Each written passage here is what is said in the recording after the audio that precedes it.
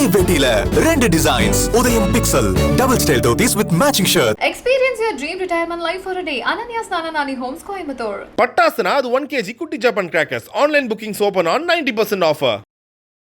நீங்க இதெல்லாம் பேசலாம், பேசக்கூடாது. எல்லாத்தையும் பேசலாம், கேஸை தவிர. சிறை அனுபவம் ஊடகவியலாளரா. சிறையில் வந்து பீடி இருக்கும், ஆனால் அதை பற்ற வைக்கிறதுக்கு நெருப்பு இருக்காது.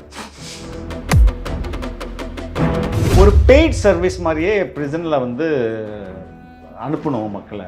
லைக் ஹோட்டல் போகிற, ரெசார்ட் போகிற மாதிரியே நீங்கள் வந்து அதை ஒரு பார்ட்டாக இருக்கணும்னு நான் நினைக்கிறேன். ஏன்னா அந்தளவுக்கு எல்லாருமே அந்த லைஃப் சைக்கிளை அனுபவிக்கணுங்க. அப்படி ஒரு சர்வீஸ் இருந்துச்சுன்னா என் குழந்தைங்களோட நான் அனுப்புவேன். ஓகே, ஏன் சார்? ஏன்னா அது ரொம்ப ரொம்ப நல்ல லைஃப். அங்கே கேன்டீன் இருக்கும். நீங்கள் என்ன கேட்குறீங்களோ அதெல்லாம் வந்து இன்க்ளூடிங் பீடி. 3 கட்டு பீடி அங்கே அலௌடு. ஓகே ஓகே, வாரத்தை அலௌடு. ஓகே, அலௌட் 3 கட்டு பீடி அலௌடு. சக கைதிகள் அவங்கள்ட்ட இருந்து பெற்ற அனுபவம் சார். ஐயோ, ரொம்ப உயிரை கொடுப்பாங்க நண்பர்கள். நாங்களாம் ஏதோ பண்ணிட்டு வந்துருக்கோம், நீங்கள் என்ன சார் ஒன்றுமே பண்ணாமல் வந்துருக்கீங்க. என்னுடைய 50 ஏஜ் வரும்போது லைஃப் மாறிடுமா? கரெக்டாக 50வது வயது 50வது பிறந்த நாள் ஜெயிலில் கொண்டாட வேண்டியதாக ஆகிடுச்சு. அப்படியே ஜெயிலு அங்கே வந்துட்டு நான் போன சீசன் மே மாதம் போனேன்னா மாம்பழ சீசன். அங்கே மாங்காய்லாம் நிறையா மாமரம் இருக்கும். ஒரு நாள் வந்து அந்த காவலர் ஒருத்தர் சொன்னான், அந்த பொண்ணு திரும்பிக்கிறேன் அப்படின்னாரு. நீங்கள் ஏறிடுங்கன்னு ஏறி போய் உலுக்கி மாம்பழத்தை. சிறையோடைய ரூல்ஸ்க்கு எதிராக நம்ம பண்ணும்போது தான் பிரச்சனை. இல்லைன்னா கஞ்சா எடுத்துகிட்டு வர்றது, இது போதைப் பொருட்கள் பயன்படுத்துது, இது மாதிரி போது தான் அது ரொம்ப சிக்கலாக செய்கிறாங்களா? அதெல்லாம் சார் நான்லாம் ஒரு நாளைக்கு 2 தம்மு 3 தம்மு 6 தம் கூட இருக்கு. நான் தம்முன்றது நான் என்னன்னு சாதாரண சிகரெட்னு. யோ தம் இருக்குதாயா அப்படின்னு. சார் என்ன சார் இப்படி கேட்டீங்க? சார் இங்கே அதுக்கு பேர் கஞ்சா சார், தயவுசெய்து இப்படி சொல்றாதீங்க. இப்போ நான் இருக்கும்போது ஒருவர் வந்து அங்கே தற்கொலை பண்ணிட்டாங்க.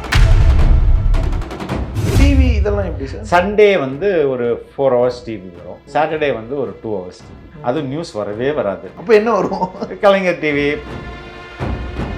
சுப்ரீம் கோர்ட் போய் அதுல இருந்து விளக்கு வாங்கிட்டு வந்துட்டோம். ஸோ இந்த விவகாரத்தை ஒரு ஜேர்னலிஸ்ட்டை எப்படி பார்க்குறீங்க? தட்ஸ் மை ரைட் டு லைஃப்ங்க. டீசெண்டான வாழ்க்கை முறையை நீங்கள் அமைச்சுக்கிறது அதுக்கு உங்களுக்கு உரிமை இருக்குது.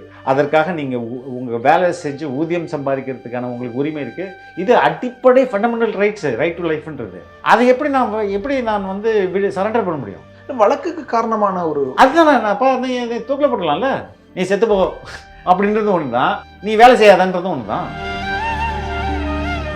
இவ்வளோ பெரிய வழக்குகள் இருக்கும்போது சுப்ரீம் கோர்ட்டுக்கு என்ன ஃபிலிப் ஜெரால்ட சேனலில் காப்பாற்றணும்னு என்ன தேவை இருக்குது? அவங்களுக்கு தெரியாதா?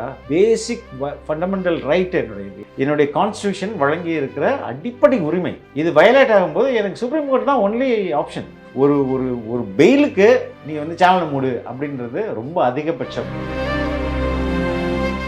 நீண்ட காலம் சிறையில் இருந்துட்டு வந்திருக்கீங்க. ரொம்ப நீண்ட காலம் 90 days. ஓகே, ஒரு 2 நாள்னாவே அது சிறைங்கிறது பெரிய அனுபவம். ஸோ நிறைய விஷயங்கள் கேட்கணும், பேசணும். உங்களுடைய அதில் இருக்கக்கூடிய பார்வைகள், ஒப்பீனியன்ஸ் எல்லாம் கேட்டு பெறலாம்னு இருக்கலாம். ஆனால் அதற்கு முன்பாக நீங்கள் இதெல்லாம் பேசலாம், பேசக்கூடாது. இதெல்லாம் எல்லாத்தையும் பேசலாம், கேஸை தவிர. ஓகே, எந்த வழக்குக்காக? ஆமாம், எந்த வழக்கு என் மேல் நடந்து கொண்டு இருக்கிறதோ, அது குறிப்பாக கோயம்புத்தூர் வழக்கு, அந்த வழக்கு மட்டும்தான் பேசக்கூடாது. ஓகே, இப்போ சிறை அனுபவம் ஊடகவியலாளரா. ஆக்சுவலாக வந்து என்ன சொல்கிறது, ஒரு சிறை வாழ்க்கைன்றது ஒரு ஆதி மனிதன் இருப்பான்ல, ஒரு குகையில் வாழ்வான்ல, அவன் எப்படி வாழ்வான்? அவனுடைய லைஃப் எப்படியாக ஆரம்பித்து எப்படியா முடியும்? இந்த குகையிலிருந்து கொஞ்சம் தூரத்துக்குள்ளே என்ன, எத்தனை மணிக்கு அப்படியே ஒரு எத்தனை மணிக்கு அவன் தூங்க போவான்? எப்போ இருட்டாகுதோ அப்போ உடனே தூங்க போயிடணும். எப்போ எழுந்திருப்பான்? வெளிச்சம் வந்த உடனே எழுந்திரிச்சிருவான். நெருப்புக்கு ரொம்ப கஷ்டப்பட்டு எப்படி பண்ணுவான்? கல்ல வச்சு. இதே தான் அது. ஓகே, அது குகைக்கு பதிலாக இது வந்து சிறை அறை. ஓகே, எக்ஸாக்டாக ஒரு ப்ரீ ஹிஸ்டாரிக் ஸ்டோனேஜ் லைஃப் தான் அது. ஏன் இப்படி சொல்கிறேன்னா, சிறையில் வந்து பீடி இருக்கும், ஆனால் அதை பற்ற வைக்கிறதுக்கு நெருப்பு இருக்காது. அதை வந்து அந்த கல்லில் தட்டி அதுலேருந்து நெருப்பு உண்டாக்கி அதுலேருந்து தான் வந்து பற்ற வைப்பாங்க. ஓகே, அதே போல் 6 மணிக்கு எந்திரிக்கணும். இப்போது நான் இந்த சிறையில் ஒரு 32 சிறைவாசிகள் இருப்பாங்க. அப்போ வந்து ஒருத்தர் வந்து தட்டிட்டு போவார். தட்டிட்டு போவார். அப்போ தட்டும்போது சில பேர் சார்னுவாங்க, சார் அப்படின்வாங்க, இல்லைன்னா தட்டுவாங்க. அப்போ ரொம்ப கை தூக்கணும். சார் ஓகே சார் அப்படின்னோன்னே, இல்லைனா குட் மார்னிங் சார் ஏதாவது சொல்லணும். அது மாதிரி எல்லாரும் கரெக்டாக சாகாமல் முழிச்சிருக்கானா அப்படின்னு பார்த்துட்டு தான் அடுத்தது ஒவ்வொரு கதவாக திறப்பாங்க. ஏன்னா ஒருத்தன் செத்து போயிட்டான்னு வைங்களேன், எல்லோரும் மயங்கிட்டான், ஏதாவது மற்ற எல்லாம் வெளில வந்துட்டான்னா கன்ஃபியூஷன் ஆகும்ல. அது மாதிரி இதில் நான் ரொம்ப ஃபன்னியாக பார்த்தது கம்பி தட்டு ரெஜிஸ்டர் அப்படின்னு ஒன்று இருக்குது. அந்த கம்பியெல்லாம் தட்டி பார்க்கணும், உடஞ்சிருக்குதா, கம்பியெல்லாம் கரெக்டாக இருக்குதா அப்படின்னு சொல்லிட்டு அதுக்கு ஒரு ரெஜிஸ்டர் உண்டு. ஓகே ஆல் கம்பிஸ் ஆர் கரெக்ட் அப்படின்னு அந்த கம்பி தட்டு ரெஜிஸ்டரில் ஒருத்தர் கையெழுத்தணும். அதாவது எதுக்கு நான் மோர் லைக் ஒரு ப்ரீ ஹிஸ்டாரிக் ஸ்டோனேஜ் லைஃப் மாதிரி தான். சூரியன் உதயம் ஆகும்போது உங்கள் வாழ்க்கை அந்த டே தொடங்கும், சூரியன் மறையும் போது நீங்கள் உள்ளே போயிடணும். இது மாதிரியான ஒரு வாழ்க்கை. அது வாழ்க்கை ரொம்ப நாளாக இருக்கும்ல, நம்மளும் வாழ்ந்துருக்கவே மாட்டோம்னு நினைக்கிறேன். ஆமாம், நான் கிராமத்தில் இருக்கும்போது அப்படிதான் இருந்தது. ஓகே நான் ரொம்ப சின்ன வயசாக வில்லேஜில் இருக்கும்போது 6 மணிக்கெலாம் வெளியில் விளையாட விட மாட்டாங்க. ஏப்பா வாப்பா வீட்டுக்கு வாப்பா, விளக்கு வச்சாச்சு உள்ளே வந்துரு அப்படின்ட்டு. அது மாதிரி ரொம்ப அந்த மாதிரியான ஒரு வாழ்க்கை தான் அது. அரெஸ்ட் ஆகும்னு நினச்சிருந்தீங்களா சார் எப்பயாவது? நான் சொல்கிறது இந்த காலகட்டத்தில் இல்லை, முன்பே கூட நம்ம சிறைக்கு போக வேண்டிய சூழல் வரலாம். முதல் வழக்கிலே வந்து என்னை போலீஸ் தேடி சுற்றி வந்துட்டு இருக்காங்க. என்னங்க சார் ஒரு என்கொயரி சார், வாங்க கீழே போய் நான் சொல்கிறது 2022 வாங்க கீழே போகலாம், என்னங்க என்கொயரி, நான் தான் இருக்கேன் பேசுங்க. இல்லை சார் எங்களுக்கு இன்னும் இது வரல சார். என்னங்க சார் நான் என்கொயரின்றீங்க, வந்துருக்கீங்க, உட்காருங்க பேசுங்க, என்ன என்கொயரின்னு சொல்லுங்கள். நான் இல்லை சார் எனக்கு தகவல் வந்தவர் நான் சொல்கிறேன் சார். நாங்கள் என்னடா அது அப்படின்னாப்போ நண்பர்கள்லாம் சொன்னாங்க, இல்லை இது உன்னை கைது பண்ணணும்னு முடிவு பண்ணிட்டாங்க, ஆனால் அவங்களுக்கு ப்ராப்பராக இன்னும் இன்ஸ்ட்ரக்ஷன் வரல, அதனால தான் வந்து இப்படி கேட்டுட்ருக்காங்க, அதனால் நீங்கள் வந்து உடனே ஆன்டிசிபேட்டரி பெயில் போடுங்க அப்படின்னு சொல்லி சொன்னாங்க. அது மாதிரி ஆன்டிசிபேட்டரி பெயில் போட்டால் எனக்கு வந்து கிடச்சிச்சு. அப்போவே வந்து நீங்கள் ஏதாவது அது மாதிரி உங்களுக்கு ஃபீலிங் வந்துருக்குல்ல இந்த பாஸ்ட்டில் வந்து டெஃபினட்டாக வரும், இல்லைன்னா வரலன்னா இனிமேல் வரும். நம்ம தொழிலில் அது வந்து ஒரு பை ப்ராடக்ட் மாதிரி. 400க்கு மேலே வழக்கு, 400 சில்லற வழக்கு வந்து நம்ம நக்கீரன் கோபாலன் மேலே இருக்குது. அதுமாதிரி எல்லா பத்திரிகையாளர் மேலே ஏதாவது ஒரு வழக்கு இருந்துட்டு தான் இருக்கும். அது வந்து தவிர்க்க முடியாது, நம்மளுடைய தொழில் அது ஒன்று. ஸோ நான் கைது செய்யப்படுவேன்னு முன்னாடியே எதிர்பார்த்தேன், இந்த வழக்கில் எதிர்பார்த்தேன். ஏன்னா எனக்கும் நம்மளுக்கும் சோர்ஸ்னு கொஞ்சம் பேர் இருப்பாங்களே, அவங்க சொன்னாங்க இதில் ஒன்று தூக்கிடுவாங்க அப்படின்னு சொல்லி சொன்னாங்க. சரி ஓகே, நான் ஏபி போட்டேன், அது டிஸ்மிஸ்டு. நான் சுப்ரீம் கோர்ட்டில் போயிட்டு ஒரு ஏபி ட்ரை பண்ணேன், அது போட்டுட்டு வந்தேன். அதுக்கப்புறம் ப்ரெஸ் கவுன்சில் ஆஃப் இந்தியாவில் போனேன். அதுக்கப்புறம் நான் இல்லை அதான் நான் ஒன் பாயிண்ட் ஆஃப் டைமில் என்னென்னு நினச்சேன்னா, ஒரு பெய்ட் சர்வீஸ் மாதிரியே ப்ரிசனில் வந்து அனுப்பணும் மக்களை. லைக் ஹோட்டல் போகிற ரெசார்ட் போகிற மாதிரியே நீங்கள் வந்து அதை ஒரு பார்ட்டாக இருக்கணும்னு நான் நினைக்கிறேன். காமன் மேனுக்கு if you have to if you want to live life like this, you pay some amount and go live. ஏன்னா அந்தளவுக்கு எல்லாருமே அந்த லைஃப் சைக்கிளை அனுபவிக்கணுங்க. நான் வந்து அப்படி ஒரு சர்வீஸ் இருந்துச்சுன்னா என் குழந்தைங்களோட நான் அனுப்புவேன். ஓகே, ஏன் சார்? ஏன்னா அது ரொம்ப ரொம்ப நல்ல லைஃப். நான் சொன்னல இந்த டைம்லேருந்து இந்த டைம் வருது. ரெண்டாவது எந்த வித கேஜெட்ஸும் உங்களுக்கு கிடையாது, எந்த வித படிப்பு நீங்கள் வந்து வேற வழி இல்லாமல் படிச்சாகணும். இப்படி ஒரு வாய்ப்பு எங்கே கிடைக்கும் நமக்கு சொல்லுங்கள்? உங்களுக்கு ஃபோன் கிடையாது, உங்களுக்கு இன்டர்நெட் கிடையாது, உங்களுக்கு டிவி கிடையாது. நீங்கள் வந்து காலையில் 6 மணிக்கு கரெக்டாக எழுந்திரிச்சிடணும், சாயங்காலம் 5 மணிக்கு நீங்கள் உள்ளே போயிடணும். ஓகே, 5 மணிக்கு மேலே அடுத்த நாள் காலை 5 மணி வரையும் எந்த மனிதர்களையும் நீங்கள் வந்து பார்க்க முடியாது, பேச முடியாது. அப்போ வந்து நீங்கள் வந்து உங்களை 6 மணிக்கே தூக்கம் வந்துடாது, 10 ஆகும் 11 ஆகும், அதுவரை நீங்கள் படித்து தான் ஆகணும். ஸோ படிப்பதற்கும் உங்களை பற்றிய ரிஃப்ளெக்ஷன் இருக்குல்ல, அதற்கும் நம்மளை பற்றிய நம்மளோட அடுத்த கட்டமாக நம்ம என்ன பிளான் பண்ணுறது. நான் ரொம்ப நாளாக நிறைய விஷயம் பண்ணணும் பிளான் பண்ணிகிட்டே இருப்போம்ல, அதுக்கு நான் இங்கேருந்தால் எப்படி டெய்லி ஓடுறதுலே போயிடும்ல. அப்போ okay, why I'm like this, I think I have stuck somewhere. ஏன்டா நம்ம இன்னொன்று பிளான் பண்ணுமே, இப்படி வந்து நின்றுட்டுருக்குமே, இதெல்லாம் எனக்கு ரிஃப்ளெக்ட் பண்ணுறதுக்கு அங்கே தான் எனக்கு நேரம் கிடச்சிது. நம்ம நிறைய சிந்திக்க முடியும். சிந்திச்சு ஓகே இது நம்ம ஓகே இது நம்ம மறந்துட்டோம்ல, இதை பண்ணணும்னு நினச்சோமே இவ்வளோ வருஷமாக, வை டிட் ஐ லெஃப்ட் அப்படின்ற மாதிரியான நிறைய சிந்தனைகள் அங்கே அங்கே தான் உதயமாச்சு. ம். உண்மையா, நான் பெருமைக்கெல்லாம் சொல்லல. தட்ஸ் அ யாருக்காவது ஏதாவது இப்படி ஒரு திட்டத்தை ஒரு ஒரு ஒரு வச்சா அது நல்லதுன்னு நினைக்கிறேன். இப்போ கிறிஸ்டியானிட்டியில் ஏதோ கேத்தலிக்ஸில் மட்டும் ரெட்ரீட் அப்படின்னு கூப்பிட்டு போங்க. ஓகே. 3 நாள் 2 நாள் அங்கே இதே மாதிரி தான். நீ வந்து அங்கே என்ன கொடுமைனா ப்ரேயரே பண்ணிட்டு இருக்கணும். ஃபோன் கிடையாது, இது கிடையாது, எல்லாம் வந்து ப்ரேயர். அது வந்து ரொம்ப வெறுப்பான ஒரு சூழல். ஆனால் இது வந்து யூ கேன் ரீதிங்க் நம்ம என்னென்னலாம் வந்து, ஏன்னா நம்ம உண்மையிலே பல நேரங்கள் நமக்கு உட்காந்து ஒரு மணி நேரம் 2 மணி நேரம் சிந்திக்கிறதுக்கு டைம் இன்னும் உங்களுக்கு கிடைக்குதா? தூங்குறத டைம்ல. ஆமாம், இது அதிகபட்சமாக I use to plan my day only in toilet. அது வந்து நம்ம பட்டுக்கோட்டை கல்யாண சுந்தரம் அதை வந்து சிந்தனை கூடம்னே சொல்லுவார். ஏன்னா அங்கே தான் அது கொஞ்சம் நேரம் தான் நம்மளால் சிந்திக்க முடியுது. அதுக்கு மற்ற நேரங்களில் அடுத்தடுத்த வேலைகள் மனிதர்கள் பார்க்குறோம். நம்ம குடும்பத்தில் இருக்கும்போதே சொல்லுங்க, காலையில் எழுந்துறோம் ஒரு 10 நிமிஷம், that's a only time that you are alone. டாய்லெட்டில் இருக்கிற மட்டும்தானே ஒரே டைம் நம்ம அலோனாக இருக்கும். அப்புறம் வெளில வந்தால் எல்லாருமே இருப்பாங்க, பஸ்ஸில் போனாலும் எல்லாருமே இருப்பாங்க, அதுக்கப்புறம் வந்து ஆஃபீஸ் வந்தால் எல்லாருமே பேசிட்டு இந்த மக்களோட இப்படியே தான் நமக்கு நேரம் போயிட்டே இருக்குது. But there you will have a huge chunk of time that you alone. அது வந்து எவ்வளோ ஒரு ஆப்பர்ச்சுனிட்டி டு திங்க். சரி, நம்ம ஏன் இதை ட்ரை பண்ணக்கூடாது? நம்ம யோசிச்சோமே, நம்ம யூடியூப்லேயே இருந்துருதா, அடுத்தது என்ன பண்ணுறது? ஆல் திஸ் பிளானிங் அது வந்து எனக்கு ரொம்ப நாளாக பண்ணணும்லாம் யோசிச்சிருந்தது இல்லை. எல்லாத்தையும் வந்து ஸ்டிமுலேட் பண்ணி விட்டது அங்கே தான் எனக்கு ஸ்டிமுலேட் பண்ணிச்சு. அதுக்கு உட்காந்து யோசிச்சு அதை ஒரு வேறு வழி இல்லைல்ல, ஒரு வரையறைக்குள்ளே கொண்டு வந்து. ஆமாம். அப்போ நான் ஜேர்னலிஸ்டாக வரும்போது I use to think in toilet. Sometimes வண்டியில் போகும்போது திங்க் பண்ணுவேன். ஏன்னா யாராவது ஒரு கேரக்டர் எடுத்துச்சு நானே இன்டர்வியூ பண்ணிட்டு இருப்பேன். ஓகே. இப்போ ஓகே நீ பாரதி ராஜா ஆயிடு, அவரை இன்டர்வியூ பண்ணு அப்படின்னு அவரா இதுதான் பதில் சொல்லுவார், அவரை இப்படி தான் பதில் சொல்லுவார், அதுக்கு இப்படி நம்ம கவுண்டர் கேட்கலாம், இப்படி பதில் சொன்னால் இப்படி, இதெல்லாம் திங்கிங்லேயே இருக்கும்.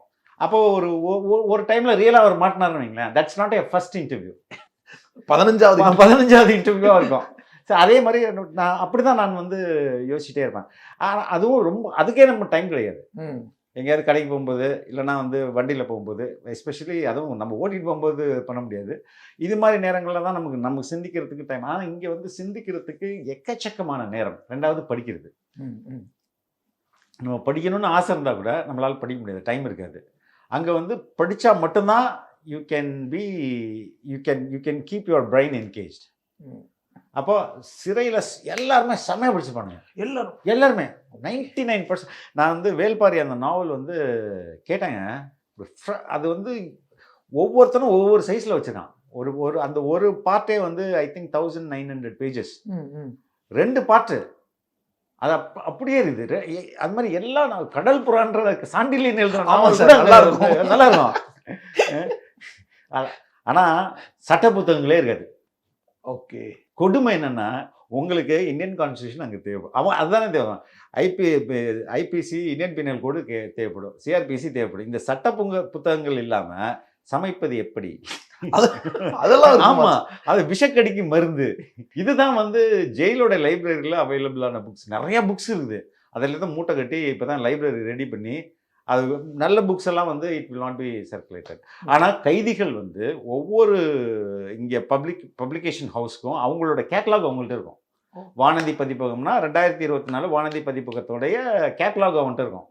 அவன் சம்பாதிக்கிற காசில், அவனுக்கு வீட்டிலேருந்து கொடுக்குற காசில் புக்ஸ் தான் அவன் நிறைய வாங்குவாங்க. ஓகே.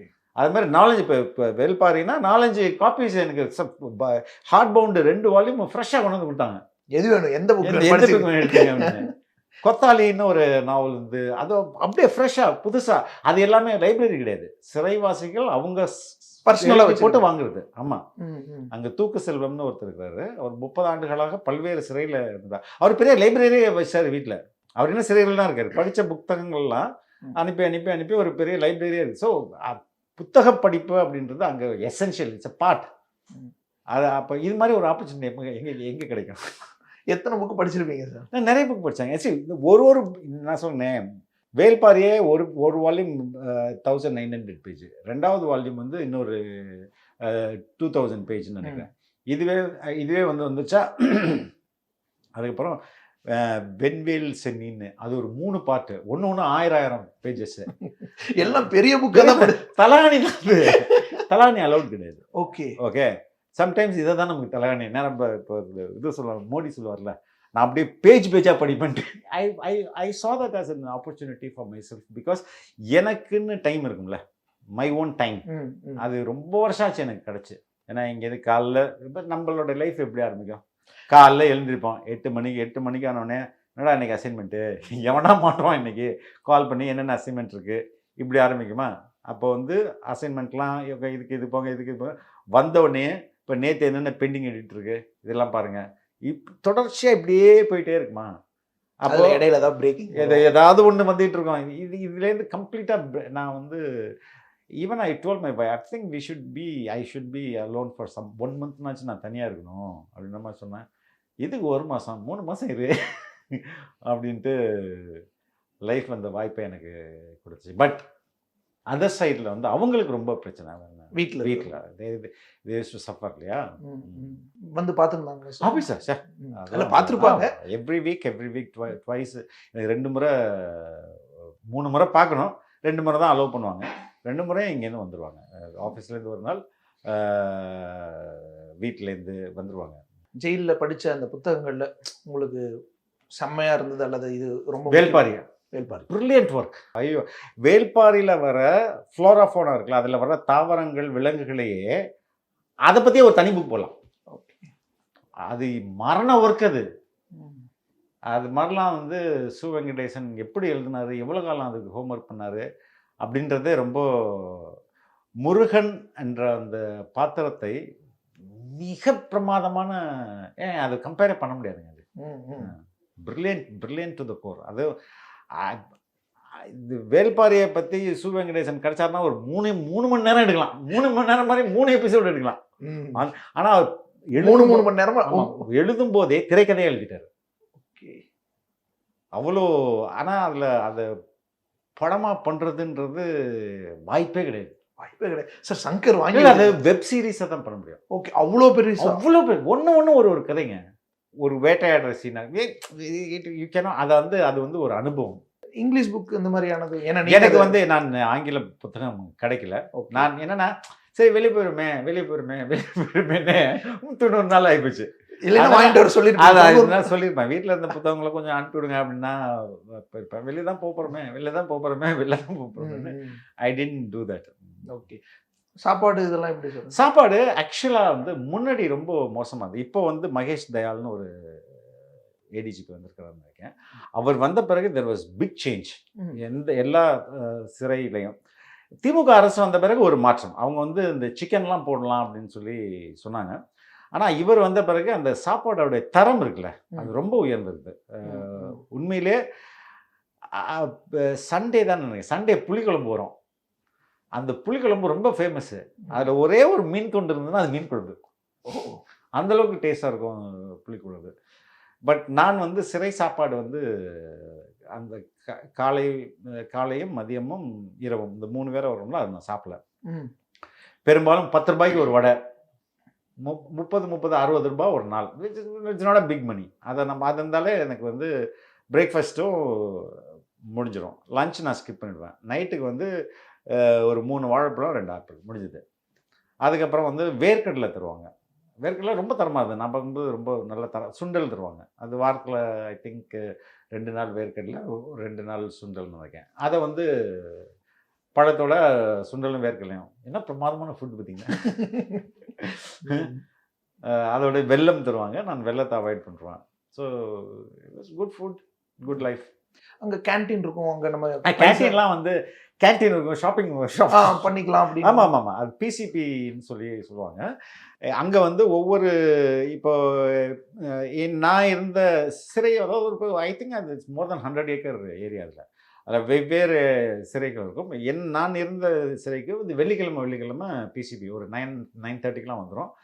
அவங்க வந்து ஒரு சந்தை மாதிரி கடை போட்டுருவாங்க. நம்ம இங்கேருந்து பை எடுத்துகிட்டு போயிட்டு, ஆமாம் பை எடுத்துகிட்டு போயிட்டு என்னென்ன முன்னாடி எழுதி கொடுத்துருணும். ஏன்னா அவங்க அங்கேருந்து வாங்கிட்டு வரணும்ல.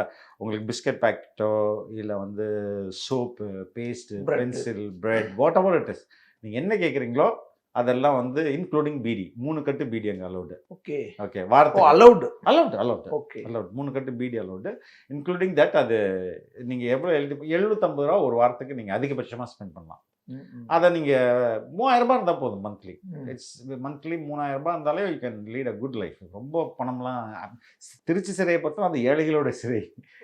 மற்ற சிறையெல்லாம் கொஞ்சம் எக்ஸ்பென்சிவாக இருக்கும்னு சொல்லுவாங்க. ஸோ அது இருந்தால் உங்களுக்கு கேன்டீன் வந்துடும். 9 o'clock போனீங்கன்னா நீங்கள் வந்து எல்லாரும் வருவாங்க. நீங்கள் போயிட்டு அந்த உங்கள் இதில் பில் பண்ணிவிட்டு பில் பெய்ட் அப்படின்னு சொல்லிட்டு உங்களுக்கு எதுனா நீங்கள் அவங்க கொடுத்தீங்கன்னா பொருளெல்லாம் தருவாங்க. எடுத்து வந்து ரூமில் வச்சுக்கலாம். வச்சுட்டு யூ கேன் ஹேவ். அதனால ரொம்ப நல்ல அனுபவங்கள் தான். I didn't have any best experience. சக கைதிகள் அவங்கள்ட்ட இருந்து பெற்ற அனுபவம் சார்? ஐயோ, ரொம்ப உயிரை கொடுப்பாங்க நண்பர்கள். என்னுடைய செல் நம்பர் 3, செல் நம்பர் 2ல் இருந்தவர் அவர் வந்து ஒரு லைஃபர், கொலை குற்றத்துக்காக வந்திருக்கார். செல் நம்பர் 4ல் இருந்தவர் அவர் வந்து ஒரு மரண தண்டனை கைதி. ஆயுள் ஒரு மரணத்துக்கு இடையில தான். ஆக்சுவலாக அது ரொம்ப சார் நாங்களாம் ஏதோ பண்ணிட்டு வந்திருக்கோம், நீங்கள் என்ன சார் ஒன்றுமே பண்ணாமல் வந்துருக்கீங்களே, விடுங்க இதெல்லாம் ஜாலியாக இருக்க வேண்டியதானே அப்படின்ட்டு. என்ன சார் ஒன்று உங்கள் சோகமாக இல்லைங்க அப்படி ரொம்ப நல்லா இருக்கும். எல்லோரும் ஜாலியாக பேசுவாங்க, பழகுவாங்க, எல்லாம் ஹெல்ப் பண்ணுவாங்க. அதுக்கப்புறம் ஃபஸ்ட்டில் போனோடனே நமக்கு காசு இருக்காதுல்ல. இந்த பிசிபி கேன்டீன்லாம் எப்படி இருக்கும், இங்கே காசு போட்ட இதை தெரிஞ்சுக்கிறதுக்கே நமக்கு 1 வீக் ஆகும்ல. அப்போ நம்ம நியூ கம்மர் தானே. இப்போ போனேன் சார் நீங்கள் வந்து நான் சாப்பாடு வாங்கி தரேன். ஐ திங்க் ஃபார் 1 வீக் ஒரு 10 days ஒரு பையன் தான் எனக்கு கேன்டீனில் he pot food for me. அவன் வாங்கிட்டு இல்லையா நான் சார் பூரி இட்லி தர மாட்டாங்க. இட்லி இல்லை, பொங்கல், பூரி, தோசை, இது ஆப்ஷன் கிடையாது. ஒன்று ஒரு நாளைக்கு ஆல்டர்னேட்டிவா. இதெல்லாம் நான் சாப்பிட மாட்டேன், நான் கார்போஹைட்ரேட் எடுத்துக்கல, ஒன்லி ப்ரோட்டீன் தான் அப்படின்னு. அப்போ என்ன சார் வடை முட்டை அவ்வளோதான் நம்மளுது அப்படின்னு சொல்லிட்டு இருந்தேன். அப்போ எந்த அளவுக்கு தே ஆர் வெல் அட்வான்ஸ்னா, சார் என்ன சார் ஜெயிலில் பேலியோ டயட்டா அப்படின்னு கேட்பாங்க. யாரு அந்த ஃபுட்டு கொடுக்குறவங்க. சார் இங்கே இதனால சார் பேலியோ டயட்டா நம்ம சாப்பிட முடியும் அப்படின்னு சொல்லி ரொம்ப நல்லா இருக்குங்க.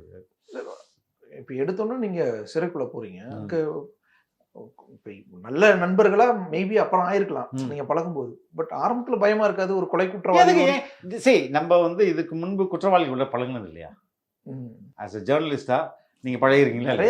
நிறைய பார்த்துருக்கோம். இப்போ மனிதர்களை பற்றிய ஒரு மிகப்பெரிய புரிதல் நமக்கு இருக்கும்ல.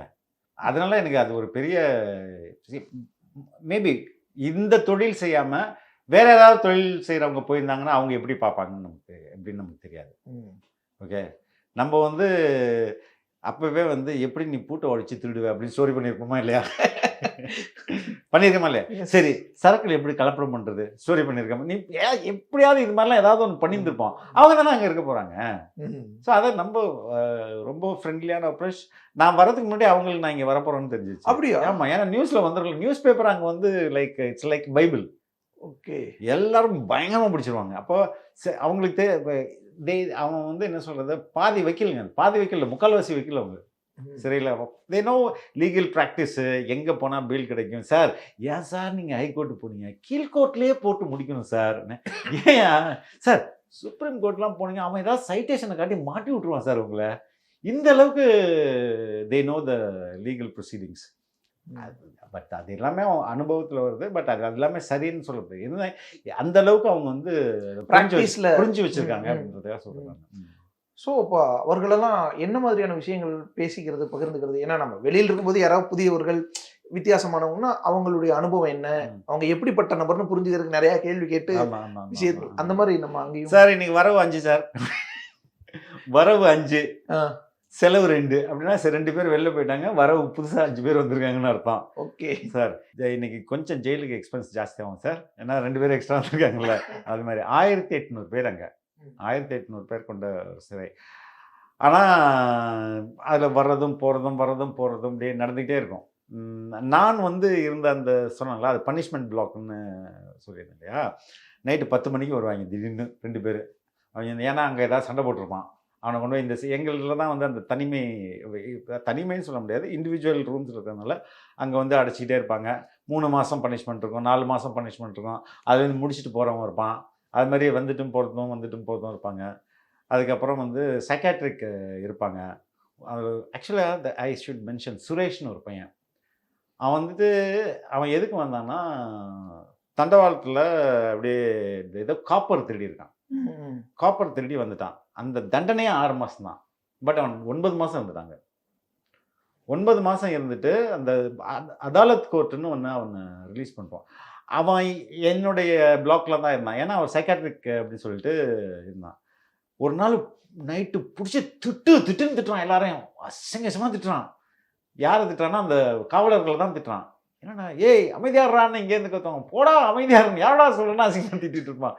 ஏன்னா நான் சுரேஷ் நான் அடுத்த நாள் காலையில் சுரேஷ் எதுக்கு திட்டினேன்னு தோணுச்சு சார், திட்டேன் அப்படின்னா.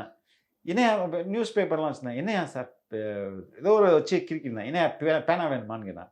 ஆமாம் சார் பேனா வேணும் தான். இல்லையா பேனா வச்சுக்கையா அப்படின்னு சொல்லிட்டு இப்போ பேனா இருந்தால் 2 நாள் கழிச்சு நான் போய் பார்த்தேன். சார் பேனா வாங்கினேன். இல்லை எழுதுனியா என்ன சார்? எழுதிருக்கேன் சார். கொண்டையா பார்ப்பான். இல்லை சார் வேணாம் சார் நீங்கள் சிரிப்பீங்க சார் அப்படின்னா. குடியா பார்ப்போம் அப்படின்னா அவன் வந்துட்டு நியூஸ் பேப்பரில் ஃப்ரண்ட் பேஜ் நியூஸ் பேப்பரில் ஒரு பக்கம் கலைஞர் இன்னொரு பக்கம் ஸ்டாலின் இருந்தது. எழுதிட்டு அதுக்கப்புறம் என் பேரை காட்டினான். ஃபிலிக்ஸ் ஜெரால்டுன்ட்டு இங்கிலீஷில் எழுதி ஃபிலிக்ஸை கரெக்டாக எழுதிட்டான், ஜெரால்டை வந்து தப்பான. ஓகே அப்படின்னா சரி ஓகே. இன்னொரு பத்து என் ஒய்ஃப் பேர் எழுதிருந்தான் ஜேன் அப்படின்ட்டு. சரிடா நீ ஏன் பேரை எழுதுறாயிட்டு என் ஒய்ஃப் பேரை எப்படி எழுதினேன்? நீங்கள் தான் கையில் பச்சை வைக்கிறீங்களா சார் அப்படின்னு குளிக்கும்போது ஒரு 5 நிமிஷம் பார்க்கும்போதே கண்டுபிடிச்சான். இது ஓகே, இதுவரை இட்ஸ் பாசிபிள். அதுக்கு கீழே தமிழகத்தின் எலான் மஸ்க் அப்படின்னு போட்டு கருணாநிதியை போட்டிருக்காங்க. என்னடா இது எலான் மஸ்க் தெரியாது சார் உங்களுக்கு? நாங்கள் தெரியாது. யார்? Twitter owner sir. என்னடா அது உன்னை எல்லாரும் பைத்தியன்றானுங்க, நீ இப்படி இருக்கு சார், உன்னை நீ பார்த்துக்க சார், வாழ்க்கை எப்படி வாழ்வதுன்னு பல இதில் பேசியிருப்பார் சார், சொல்லி கொடுத்துருப்பார் சார், எனக்கு ரொம்ப பிடிக்கும் சார் அப்படின்னு சொல்லிட்டு இதுவரையும் பேசியிருந்தவன் இதை பாருங்க சார் இப்படி காட்டிட்டு என்னை பார்த்து சிரிச்சான். முட்டாள் முதல்வர்னு இருக்குதுங்க. டேய் உன்னை யாரா வந்து இப்படி சொல்கிறாங்க, நீ வந்து எப்படா இருக்கு இப்படா உன்னை வந்து இல்லை சார் நான் சம்டைம்ஸ் தனியாக பேசுவேன், கத்த ஆரம்பிச்சிருவேன், எங்கள் தாத்தாவுக்கு எப்படி இருந்தது அதனால நான் இப்படி இருக்கேன் சார். ஓகே. அவன் கிளம்பும்போது என் நம்பர் கேட்டான் சார், நான் கொடுத்தேன். இன்னொரு பையன் வந்து அவனை ஹீ இஸ் நாட் மென்டலி பேலன்ஸ்ன்றதுனால அவனை செக் பண்ணுறானுங்க. இல்லை இதுக்கு முன்னாடி அவன் கோர்ட்டுக்கு போகிறான். கோர்ட்டுக்கு அவனுக்கு போகணும், திருச்சி கோர்ட் தான் நினைக்கிறேன், போயிட்டு வரணும். போகும்போது சார் அநேகமாக நான் வரமாட்டேன் சார் அப்படின்னா. என்னடா வரமாட்டேன், நான் தப்பிச்சிடலான்னு இருக்கேன் சார் அப்படின்னு. டேய் என்னடா சொல்கிற சார், அவங்க எங்கேயாவது அசந்துருக்கும் போது அப்படி நைஸாக கலந்து போயிடுவேன் சார் அப்படின்னா. சரிடா பார்ப்போம் அப்படின்னு சொல்லிட்டு ஈவினிங் நான் அந்த அட்வொகேட் மீட்டிங் பண்ணும்போது வந்துட்டான். ஏன் போ ஓடி போயிடுவோன்னா வந்துட்டேன் சார், அவங்க ரொம்ப உஷாராக இருக்காங்க சார் அப்படின்னா. அதுக்கப்புறம் ஒரு நெக்ஸ்ட் வீக்கில் அவனுக்கு நான் அதாலத் கோர்ட்டில் அவனுக்கு ரிலீஸ் ஆகிட்டான். போகும்போது உங்கள் நம்பர் சொல்லுங்கள் சார் அப்படின்னா. நீ நம்பர் சொன்னால் எப்படி ஞாபகம் வச்சுப்பேன் சார்? நம்பர் சொன்னால் ஞாபகம் வச்சுப்பேன் சார் அப்படின்னு சொன்னான். நான் சொன்னேன் நம்பர் சொன்னேன், சரி ஞாபகம் வச்சுட்டேன் சார். இன்னொரு பையன் கேட்குறான், சரி தலைகளை சொல்லி பார்ப்போன்னு. கடற்கடனா ரிவர்ஸில் சொல்கிறான். ஏன் சரிடா என்னடா இப்படி இருக்கிற? அவன் பேர் சுரேஷ், அவனுக்கு பட்ட பேர் வந்து ஜெர்மனி. ஜெர்மனி. ஸோ இது மாதிரி நிறைய இன்ட்ரெஸ்டிங் கேரக்டர். ஜெர்மனி வெள்ளக்கார மாதிரி இருப்பான் சின்ன வயசில். அதனால ஜெர்மனின்னு அவனு லாட் ஆஃப் ஒன்றும் இல்லை, there are so many experiences. நீங்க பனிஷ்மெண்ட் பிளாக்ல இருந்தீங்களா? நான் பனிஷ்மெண்ட் பிளாக்ல இருந்தேன். ஏன் தனிச்சு? அது வந்து ஹை செக்யூரிட்டி பிளாக், ஹெச்எஸ்ன்னு சொல்லுவாங்க. அந்த ஹெச்எஸ் அங்கே வந்துட்டு ஒரு 6 அறைன்னு ஒன்று இருக்குது, அது ஒரு ஹெச்எஸ். 20 அறைன்னு ஒன்று இருக்குது. அங்கே தான் நம்ம முன்னாள் அமைச்சர் எம்ஆர் விஜயபாஸ்கர் நான் இருக்கும்போது அவர் 20 அறையில் இருந்தார். ஓகே. நான் வந்து இங்கே சிபி 1ல் இருந்தேன். 6 அறையில் ஒன்று இருக்குது. அங்கே நம்ம சிலை கடத்தலில் ஒருத்தர், ஒரு நார்த் இந்தியன் ஒருத்தர் ஃபேமஸ், அவர் அந்த 6 அறையில் இருக்கிறாரு. இதனாலாம் அவங்களெல்லாம் பார்த்து பார்த்து பேசலாம். நம்ம அட்வொகேட்ஸை பார்க்குறதுக்கு இங்கேருந்து ஜெயிலர் ரூம் போகணும். அட்வொகேட் எல்லாம் யாரெல்லாம் அட்வொகேட்ஸ் வந்திருக்காங்களோ அவங்க எல்லாம் பார்க்குறதுக்கு நம்ம அங்கே தான் போகணும். அங்கே போகும்போது எல்லாரையும் பார்க்கலாம், வரும்போது எல்லாரையும் பார்க்கலாம், வர வழியில் நின்று பேசிகிட்டு இருக்கலாம். அது மாதிரிலாம் பேசிட்டு ரொம்ப நேரம்லாம் நிற்க முடியாது. அந்த வேலை அப்படி வரும்போது அவங்கள பார்த்து பேசிட்டு போய்க்கலாம். முன்னாள் அமைச்சர்கிட்ட பேசுனீங்களா? நான் பேசினேன், பார்த்தேன். நான் முடியெல்லாம் நிறைய வளர்த்துருந்தேன்னா, என்ன ஃபிலிக்ஸ் அடையாளமே தெரியல. ஆமாம் சார் சிறை அப்படின்னு ஒரு 2 minutes ஜாலியாக பேசியிருந்துட்டு, ஓகே கவலைப்படாதீங்க சீக்கிரம் வந்துடுவீங்க அப்படின்னாரு. ஓகே சார் நீங்களும் சீக்கிரம் போயிடுவீங்க அப்படின்னு சொல்லிட்டு. இந்த தாடி முடி ஏன்னா இப்போ சிறைனா இதெல்லாம் கட் பண்ணி விட்டுருவாங்க. ஆமாம் அதுக்கு அது ஒரு முக்கியமானது. நீங்கள் தாடி முடி லாங் ஹேர்லாம் வளர்க்கணும்னா மேஜிஸ்ட்ரேட் ஆர்டர் வாங்கிட்டு வரணும். நான் வந்து பாரு என்ன முடி வெட்டாத நான் ஆர்டர் வாங்கிட்டு வந்திருக்கேன் அப்படின்னு சொல்லலாம். That is applicable only I think for remand பிரிசனர்ஸ்க்கு அது தேவையில்லைன்னு நினைக்கிறேன். நான் வந்துட்டு எங்கள் வீட்டில் 50வது பிறந்த நாளுக்கு அப்புறம் லைஃபே மாறிடும். என்னுடைய 50 ஏஜ் வரும்போது லைஃப் மாறிடுமா அப்படின்னு I use to tell my. அப்போ வந்து 50லேருந்து I want to grow long hair and beard. இதுதான் வந்து இது கரெக்டாக 50வது பிறந்த நாள் ஜெயிலில் கொண்டாட வேண்டியதாக போச்சு. அப்படியே ஜெயிலு என்னுடைய பிறந்தநாள், என்னுடைய குழந்தைகளோட பிறந்தநாள், என் மனைவியோட பிறந்தநாள், எங்கள் அக்கா மகளோட பிறந்தநாள், எங்கள் அண்ணனுடைய பிறந்தநாள், இது மாதிரி எல்லா பிறந்தநாளும் எங்களுடைய திருமண நாள் எல்லாத்தையும் வந்து சிறையில் தான் கொண்டாட வேண்டியதாகிடுச்சு. ஸோ அது ஒரு நல்ல அனுபவம் தானே. அது அனுபவம், ஆனால் கஷ்டமான இருக்கும்ல. இல்லைங்க, எனக்கு உண்மையில் எல்லாரும் நினைக்கிறாங்க. நான் வந்து பலர்கிட்டையும் கேட்டேன், கஷ்டம் தான் என்றால் சொன்னேன். பட் எனக்கு அப்படி தோணலை. என்னன்னு தெரியல எனக்கு. ஒருவேளை நம்ம முதிர்ச்சி அடைஞ்சிட்டோமா, இல்லை அதே மாதிரி லைஃப் ஸ்டைலில் ஆல்ரெடி வாழ்ந்துட்டோமா அப்படின்றதுனால தான் அது என்னால் அது எனக்கு வந்து அப்படி கஷ்டமாகவே தெரியல. ஒருவேளை வெளியில பல கஷ்டங்களை பார்க்கணும், பல பரபரப்பாக சுற்றிக்கிட்டே இருக்க வேண்டியது. அதுதான் நான் ரொம்ப அங்கே வந்துட்டு நான் போன சீசன் மே மாதம் போனேன்னா மாம்பழ சீசன். அங்கே மாங்காய்லாம் நிறையா மாமரம் இருக்கும். ஓகே. ஒரு நாள் வந்து அந்த காவலர் ஒருத்தர் சொன்னான், அந்த பக்கம் திரும்பிக்கிறேன் அப்படின்னாரு. நீங்கள் ஏறிடுங்கன்னு ஏறி போய் உலுக்கி மாம்பழத்தை மாங்காயெல்லாம் பறிச்சு அதை வந்து ஒரு பையன் பக்கெட்டில் எடுத்து போய் வச்சு பழுக்க வச்சு அடுத்த நாள் எல்லாருக்கும், ஐ மீன் 2-3 டேஸே எல்லாருக்கும் டிஸ்ட்ரிபியூட் பண்ணியிருந்தான். அது இது மாதிரிலாம் ஃபன் எல்லாம் பண்ணி ரொம்ப நாள் ஆச்சு இல்லைங்க. இப்போ அங்கே ஒரு அத்தி மரம் இருக்கும். அத்தி அதுவும் நல்ல நான் அப்போ அந்த சீசன் அப்படியே காலையில் கூட்டிடுவாங்க. கேங்ஸ் இருக்கும், வேரியஸ் கேங், கூட்டு கேங்குன்னு. அந்த ஒரு கூட்டு கேங் வந்து ஒரு 30-40 பேர் வருவாங்க. அந்த நான் இருந்த பிளாக்கை அப்படியே க்ளீனாக பெருக்கிட்டு போனாங்க. ஒரு புல்லு கூட இருக்காது, ஒரு புல்லு கூட இருக்கலாமா, அந்தளவுக்கு க்ளீனாக இருக்கும். அந்த இதெல்லாம் க்ளீன் பண்ணிட்டு போனோன்னா அதில் வந்து அப்படியே நைட்டு ஃபுல்லாக அத்திப்பழம் கீழே விழுந்து இருக்குமா. அது காலையில் போயிட்டு அந்த அத்திப்பழத்தை பொறுக்கி அப்படியே தண்ணியில் லைட்டாக மண்ணெல்லாம் எடுத்து அதை வந்து ஒரு உணவாக சாப்பிட்றது. ஸ்கூல்ல மாங்காய் அடிச்சு இந்த மாதிரி. அதுக்கப்புறம் வந்து ஒரு பாயிண்ட் இன் டைமில் பழுத்தது கீழே விழுந்துருச்சு, ரொம்ப பழுக்க ஆரம்பிச்சிச்சு. சரி, நான் தான் அதை போயிட்டு கொஞ்சம் பாப்புலர், அத்திப்பழம் உடம்புக்கு ரொம்ப நல்லது, மாங்காய் தான் நல்லா இருக்கும், இதுவும் அத்திப்பழம் ரொம்ப நல்லதுன்னா அப்படியா சார் அப்படின்ட்டு. ட்ரைடு நம்ம வந்து கிடைக்கல, வெரி எக்ஸ்பென்சிவ். ட்ரைடா காய ரொம்ப காஸ்ட்லி. ஆமாம், ரொம்ப காஸ்ட்லின்னா என்ன சார் இவ்வளோ நாள் நாங்கள் பொறிக்கிட்டாலும் சார் அடிங்க அப்படின்ட்டு கல்லோட்டு அடிச்சா அதை நம்ம அதை அடிக்கணும்னு அவசியம் இல்லை. அந்த கிளைய டக்குன்னு தட்டினாலே போதும், புலப்புலன்னு கொட்டும். அப்படியே துணியை விரிச்சிட்டு புலப்புலன்னு கொட்டுறதை அப்படியே எடுத்துகிட்டு போயிட்டு கொஞ்சம் ஃப்ரெஷ்ஷாக சாப்பிட்றது மாதிரி. ஐ ஹேட் ஃபன். ஒரு ரொம்ப வித்தியாசமான விஷயம் நான் பார்த்தது, மனிதர்கள்லாம் 5 மணிக்கெல்லாம் உள்ள போய் தூங்கிடுவோம். பூனைகள்லாம் அப்படியே ஜாலியாக வெளில சுற்றிட்டு இருக்கோம். அது நம்மளை பார்க்கிட்ட இவ்வளோ நாள் மற்ற நான் நினச்சிக்கிட்டேன், எங்களெல்லாம் நீங்கள் மிருகங்கள்னு கூட்டில் அடைச்சிடல, உங்களை பாரு நாங்கள் இங்கே அடைச்சி வச்சிருக்கோம் அப்படின்னு சொல்லிட்டு. ஒரு சிறைக்குள்ள அது போகிறது, அது ஜாலியாக, அதுக்கு ஒரு லிபர்ட்டி இருக்குல்ல, நமக்கு அந்த லிபர்ட்டி இல்லைல்ல. இந்த ஸ்பெஷல் டேஸ் எல்லாம் எப்படி சார் இருக்கும்ல? இப்போ ரம்ஜான் வந்துச்சுன்னா, ரம்ஜானில் வந்து யாராவது ஒருத்தவங்க ஸ்பான்சர் பண்ணி எல்லாருக்கும் பிரியாணி, மொத்த சிறைக்குமே. ஓகே, வெளியிலேருந்து இப்போ அந்த யாராவது அந்த ஏரியாவில் உள்ள இஸ்லாமியர்கள் யாரோ அது மாதிரி அவங்க வந்து பண்ணுவாங்க. இப்போ ஒரு தேவருடைய பிறந்தநாள் வருது, தேவர் ஜெயந்தி வருது அப்படின்னா அந்த கம்யூனிட்டியில் யாராவது வந்து ஸ்பான்சர் பண்ணுவாங்க, ஃபுட்டு எல்லாருக்கும் ஸ்பான்சர் பண்ணுவாங்க. அது மாதிரிலாம் ஃபெஸ்டிவல் எல்லாமே அங்கே. இப்போது நான் அங்கே இருக்கும்போது ரம்ஜான் வந்ததுன்னு நினைக்கிறேன். அப்போது பக்கத்துலேயே பள்ளிவாசல் இருக்கும், பக்கத்துலேயே இன்னொரு சர்ச்சு வேறு இருக்கும். அது வந்து பள்ளிவாசலில் வந்து இந்த பையனுக்கு வந்து ப்ரேயர் கேட்கணும்னா அங்கே வந்து நடக்கும். இவன் அங்கே போய் இது போட்டு நமாஸ்லாம் பண்ணிட்டு அவன் வந்து அவனுடைய கடமையை அவன் பண்ணிக்கிட்டான். சண்டே ஆனால் நம்மளால தூங்க விட முடியாது, பக்கத்தில் இங்கே ஒரு சர்ச்சில் மாஸ் நடக்கும். அது மாதிரி அங்கேயே கோயில்கள்லாம் இருக்குது, கிறிஸ்தவ கோயில் இருக்குது, இந்து கோயில் இருக்குது, இஸ்லாம் சிறைக்குள்ளே சலூன்லாம் இருக்கும். இட்ஸ் லைக் ஒரு பெரிய கேட்டட் கம்யூனிட்டின்னு வச்சுங்களேன். ரூல்ஸ் இதெல்லாம் எப்படி இருக்கும் சார் ஒருவேளை நம்ம அங்கே நடந்துக்கிற விஷயங்கள்? அதுதான் சிறை, அதோடைய அந்த சிறையோடைய ரூல்ஸ்க்கு எதிராக நம்ம பண்ணும்போது தான் பிரச்சனை. அந்த சிறையோடைய சட்டத்திட்டங்களுக்கு உட்பட்டு நீங்கள் வந்து செயல்பட்டீங்கன்னா எந்த பிரச்சனையும் கிடையாது. சண்டை போடுறது, அடிச்சுக்கிறது, இல்லைன்னா கஞ்சா எடுத்துகிட்டு வர்றது, இது போதைப் பொருட்கள் பயன்படுத்துறது, இது மாதிரி போது தான் அது ரொம்ப சிக்கலாக செய்கிறாங்களா? அதெல்லாம் இல்லை, திருச்சி சிறையில் அப்படிலாம் கிடையாது, ரொம்ப க்ளீன். ஏன்னா நம்ம எடுத்த நேர்காணல்லையே நிறைய சிறை அனுபவவாசிகள்லாம் சொல்கிற விஷயங்கள் அப்படி இன்னும் நடக்குது. இல்லை திருச்சி சிறையில் அங்கே இல்லை, நான் பார்க்கும்போது இல்லை. ம், ம். நான் முன்னாடி இருந்ததா இல்லையான்றது எனக்கு தெரியாது. நான் போகிற டைமில் அங்கே ஏன்னா அது சொல்கிறதுக்கு என்ன இருக்குது சார், நான்லாம் ஒரு நாளைக்கு 2 தம்மு 3 தம்மு 6 தம் கூட இருக்கு. நான் தம்முன்றது நான் என்னன்னு நினச்சேன், சாதாரண சிகரெட்டுன்னு நினச்சேன். ம், ம். யோ தம் இருக்குதாயா அப்படின்னு. சார் என்ன சார் இப்படி கேட்டீங்க? இன்னும் சார் இங்கே அதுக்கு பேர் கஞ்சா சார், தயவுசெய்து இப்படி சொல்லுவாங்க. நம்ம நார்மலாக அப்படிதான் தம் அடிப்போம் தான் சொல்லுவோம். சார் இங்கே தம்முனா வேற சார், நீங்கள் வேற அப்படின்னு. அப்போ தான் எனக்கு தெரிஞ்சது ஐயோ அப்படின்ட்டு. நான் அந்த பையன் நான் நிறையா அடிப்பேன் சார் வெளியில் இருக்கும்போது. இங்கேயும் ஒரு டைமில் இருந்தது, இப்போல்லாம் வாய்ப்பே இல்லை சார், இப்போ இல்லை அப்படின்ற மாதிரி.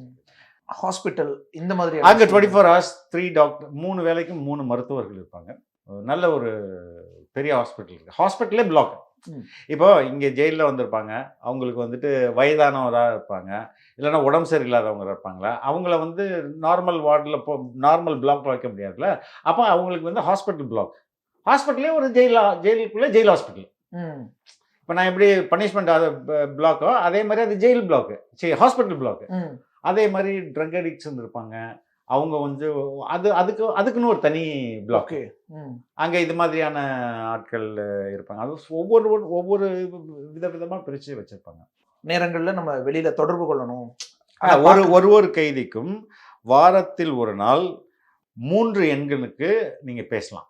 9 நிமிஷம் 9 நிமிஷம்ன்றது அதை வந்து இப்போ இன்க்ரீஸ் பண்ணியிருக்காங்க.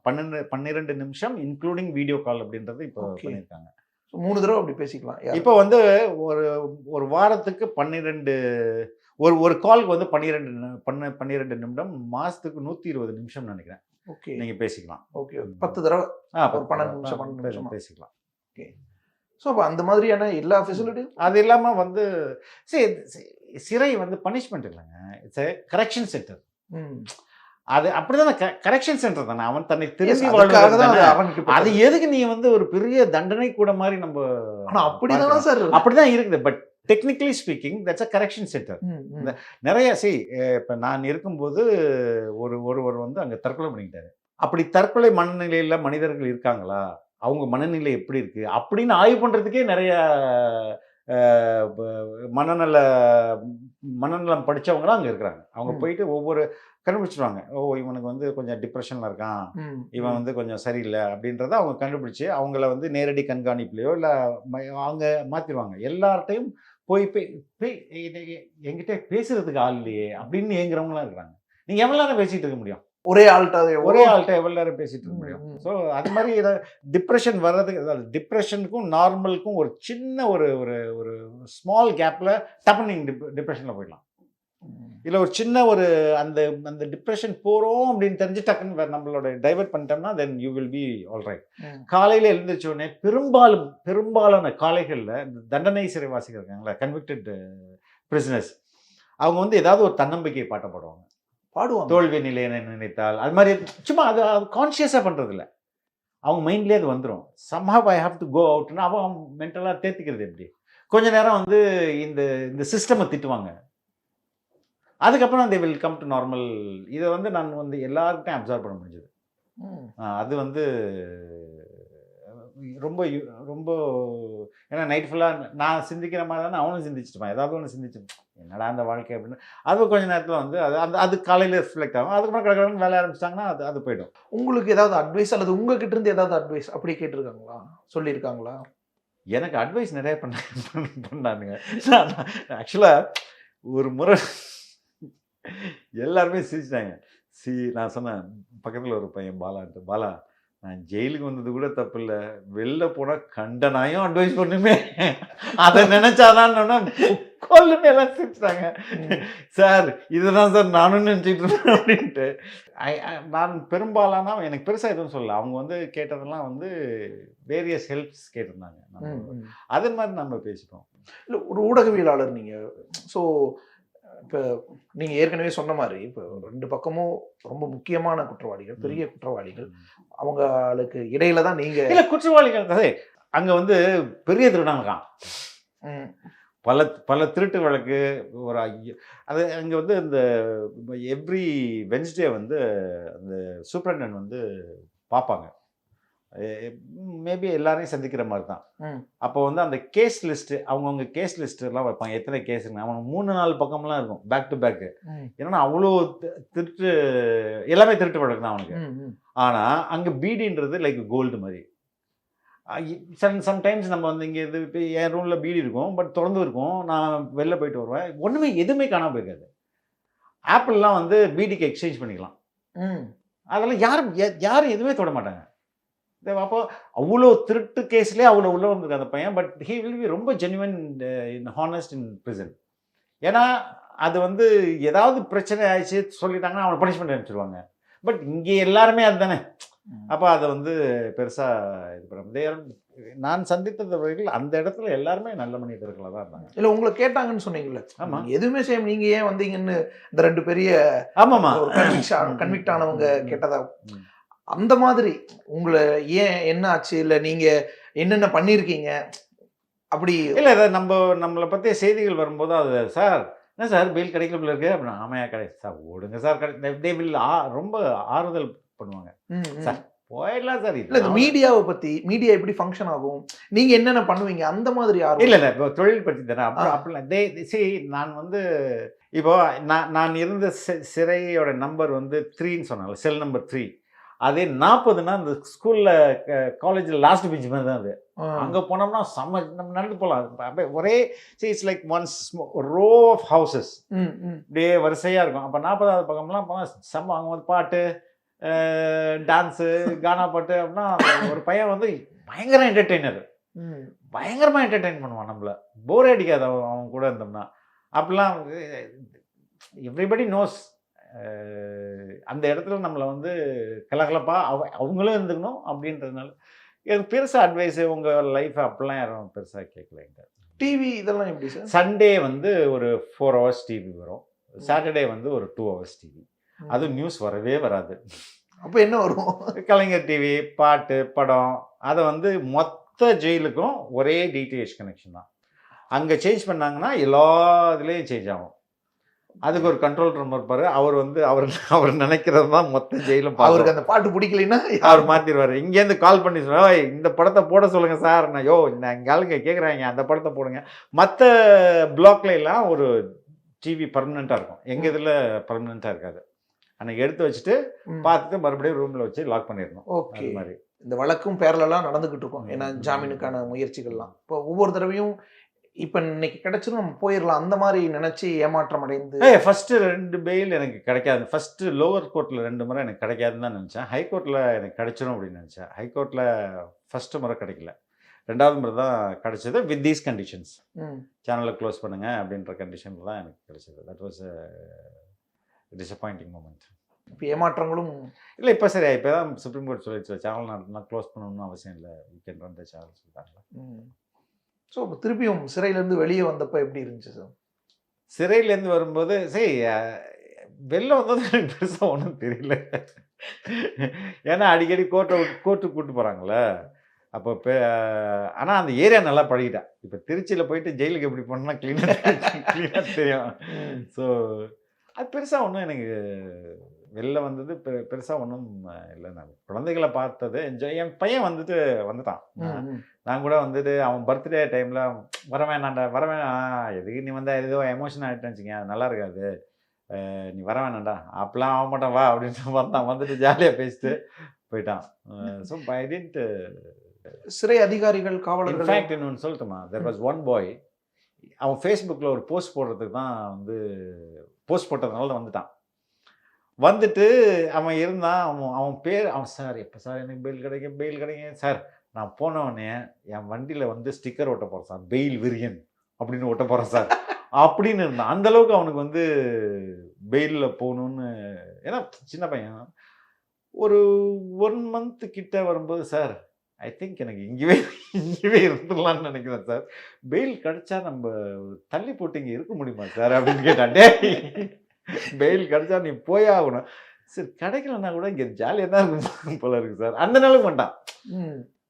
அது மாதிரி அது ஒரு ஹாஸ்டலில் இருந்தால், பாய்ஸ் ஹாஸ்டலில் இருந்தால் எப்படி இருக்கும், அது மாதிரி தான் நான் ஃபீல் பண்ணேன்.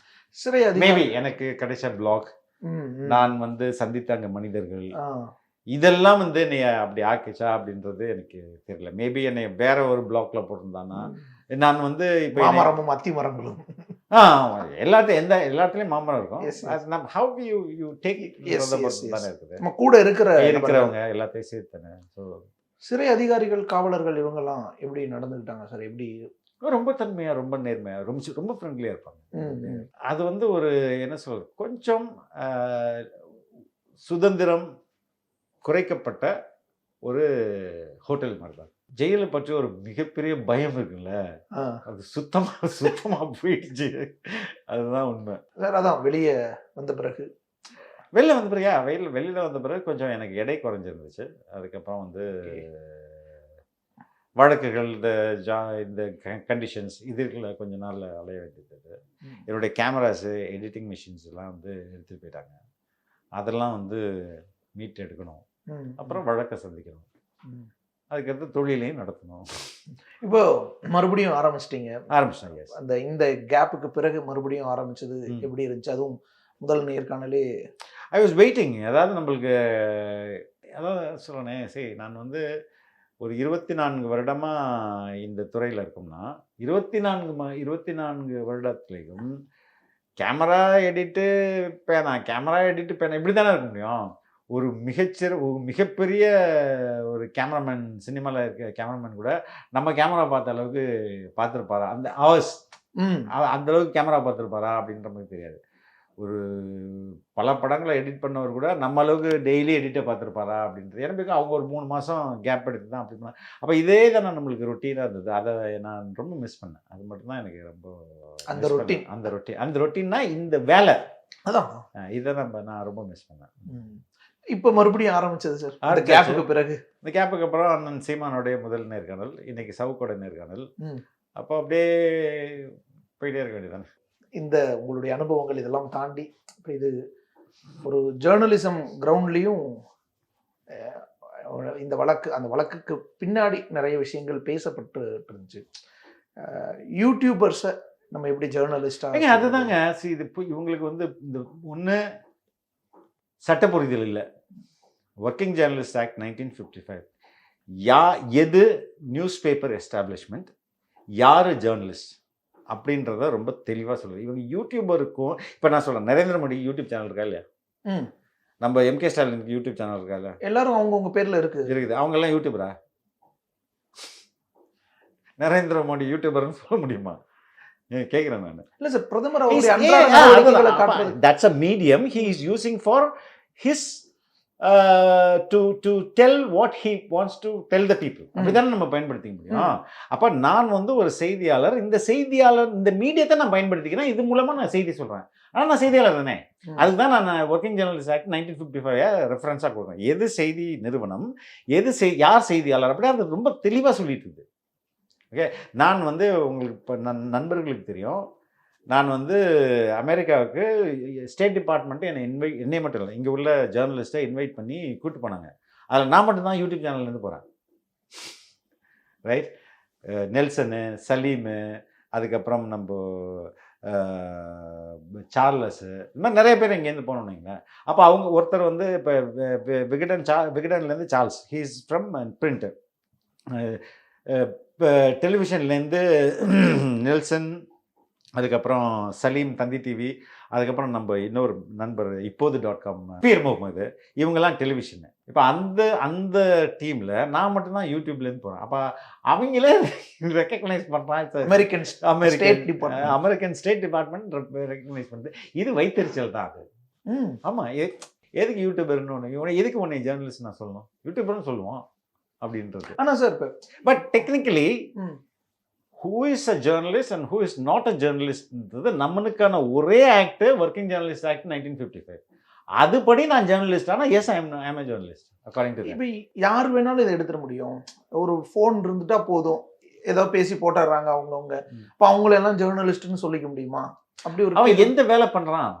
இப்போ நான் ஒரு சமையல் வீடியோ போடுறேன், நான் தொடர்ச்சியாக சமையலை மட்டுமே பண்ணிகிட்ருக்கேன்.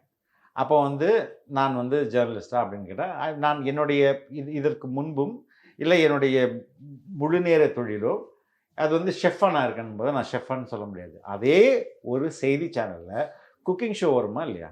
ம். அந்த குக்கிங் ஷோவை ஹோஸ்ட் பண்ணுறதுக்கு ஒருத்தங்க இருப்பாங்களே, ஆமா. அவங்கள சமயக்காரன்னு சொல்ல முடியுமா? ம். சொல்ல முடியாது. ஒரு ஆங்கர். ஆங்கரோ இல்லை லைஃப் ஸ்டைல் ஜேர்னலிஸ்டோ அது மாதிரி தானே அதுக்கு டேர்ம் இருக்கு. அது மாதிரி தானே. அப்படி இப்போதுமே ஒரு புது மீடியம் வளரும் போது அந்த பழைய மீடியத்தில் இருக்கவனுக்கு இதை பார்த்து கட்டுப்பாவும். இது நான் அனுபவிச்சேன். பிரிண்ட் வந்து ஒரு காலத்துல டெலிவிஷன் நீங்களா என்னடா அந்த போடுற லைட்டு முதுகெல்லாம் எரியுது, போங்கடா அந்த பக்கம் அப்படின்னு சொல்லிட்டு நீ வந்து 2 வார்த்தை கேட்டு போய் ஓடணும்னா அடிச்சுடுவேன். நான் மொத்தத்தையும் கேட்டு 3 காலம் எழுதணும் அப்படின்ற பிரச்சனை அப்போ இருந்தது. அப்போ print will not accept satellite news channel was a proper news medium. இன்னைக்கு அப்போ உதாசீனத்துக்கு ஆளாக்கப்பட்ட சேட்டலைட் சேனல் தான் இன்னைக்கு வந்து டிஜிட்டலை வந்து ஜேர்னலிசம்னு அக்செப்ட் பண்ண மாட்டேங்குது. ஸோ இது அது வந்து அந்த நாளைக்கு இந்த மீடியம் பெருசாக நிற்கும், இன்னொன்று புதுசாக வரும்போது இவன் அவனை சொல்லுவான், டேய் நீ ஜேர்னலிஸ்ட் இல்லைன்ட்டு. அது இட்ஸ் பார்ட் ஆஃப் ஆட்டிடியூட் தான். திருப்பியும் அதே தான் சார், அந்த லாஜிக் தான் முன்வைக்கிறாங்க. சரி ஓகே, இப்போ நான் மற்ற வேலையெல்லாம் செய்யலை, லாஜிக் முன்வைக்கிறவங்க நம்மளுக்கு இருக்கிற ஒரே சட்டம் தாங்க. இப்போ ப்ராட்காஸ்ட் பில் 2024 வந்ததுன்னா இந்த நிலைமை வேற மாதிரி இருந்திருக்கும். இன்றை வரையும் நம்மளுக்கான சட்டம் working journalist act 1955, that is the only scale. யார் ஜேர்னலிஸ்ட், யார் ஜேர்னலிஸ்டில் வேஜ்னா என்ன எல்லாத்தையும் சொல்கிறதுக்கு. அதன்படி நீ ரெஜிஸ்டருக்கு பண்ண கம்பெனியாக இருந்திருக்கலாம், அன்ரிஜிஸ்டரே பண்ணாத கம்பெனியாக இருந்திருக்கலாம், தனி மனிதனாக இருக்கலாம், இல்லைன்னா கூட்டாக இருக்கலாம். நியூஸ் ப்ரொடக்ஷன், நியூஸ் சிண்டிகேஷன், இதில் எது பண்ணாலும் அது news production company, news establishment. அவர் ஒரு ஜேர்னலிஸ்ட். அதில் செய்தி தொடர்பாக ஒர்க் பண்ணுறவங்க அவர்லாம் ஜேர்னலிஸ்ட்டு. மேனேஜரல் தொடர்பாக ஹெச்ஆர் பார்ப்பார், அட்டண்டன்ஸ் பார்ப்பார், அவர் ஜேர்னலிஸ்ட் கிடையாது. சப் எடிட்டிங் வேலை அப்படின்னு சரி, அந்த மொத்த ஆக்டையும் இப்போ நம்ம படிச்சுட்டு இருக்க முடியாது. அது சொல்கிறேன் நான். இந்த அடிப்படை கூட புரிதல் கூட இல்லை அப்படின்றது தான் நான் வந்து சொல்ல வரேன்.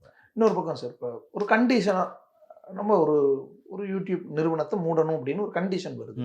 ஏன்னா சர்ச்சைக்குரிய அந்த வழக்கு, சர்ச்சைன்றதே